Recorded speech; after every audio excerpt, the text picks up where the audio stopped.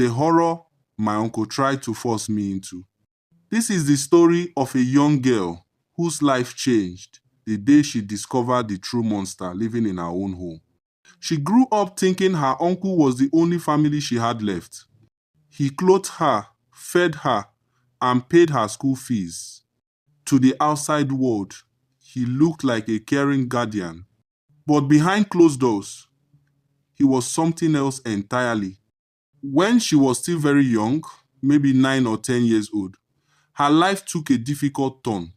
Her family was struggling badly financially, emotionally, everything.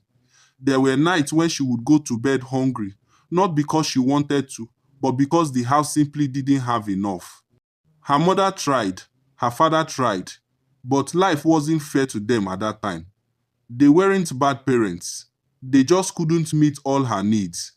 So when her uncle offered to take her in, promising a better life, better schooling, better opportunities, everyone believed it was the best choice. She was still a child, so she didn't fully understand what was happening. She only knew she was leaving home and moving into a place that looked more comfortable, more peaceful, more stable. At first, everything was good. Her uncle treated her well, at least on the surface.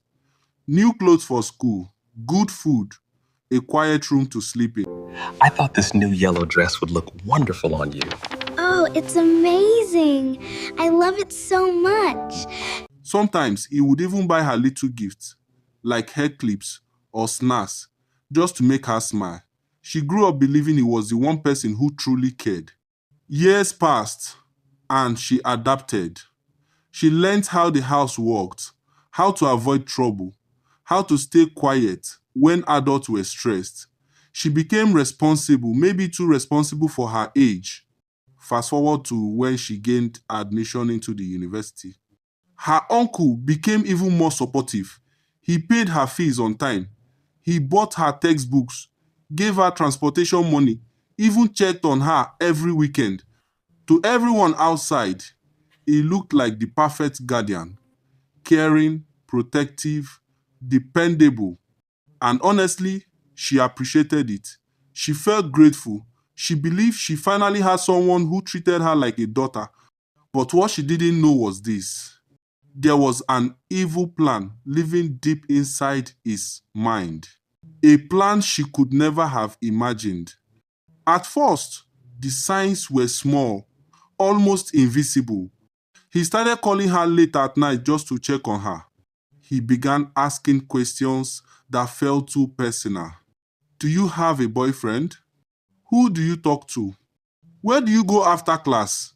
She thought he was just being protective, maybe even overprotective, but she tried to ignore it. Then he started being extra generous, sending money she didn't ask for, buying things she didn't even need, surprising her with expensive items. She didn't know he was grooming her. She thought life was finally giving her peace. But one day, everything changed. It was during a semester break. She returned home to visit him like she always did. The house was quiet, too quiet. He told her to rest, that he would make dinner later. She didn't suspect anything. She trusted him. She had trusted him for years. Later that night, he went to her room. At first, he acted normal, talking about school, her friends, her future. But then his tone changed. His eyes changed. His words changed. He said things she had never heard before. Things that made her heart beat faster. Not in a good way, but in fear.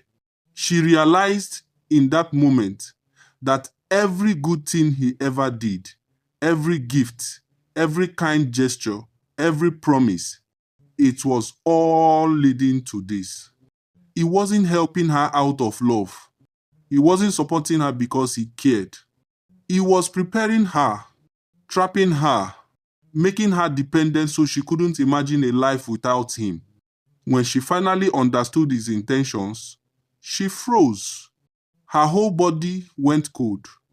This was the same man who took her in as a child. The same man she called uncle. The same man her mother trusted. She didn't even know what to say. She just sat there, shaking, trying to understand how someone could hide darkness so well for so many years. That night marked the beginning of her awakening when she realized she needed to protect herself because the person everyone thought was her savior was actually her danger. Subscribe for part 2.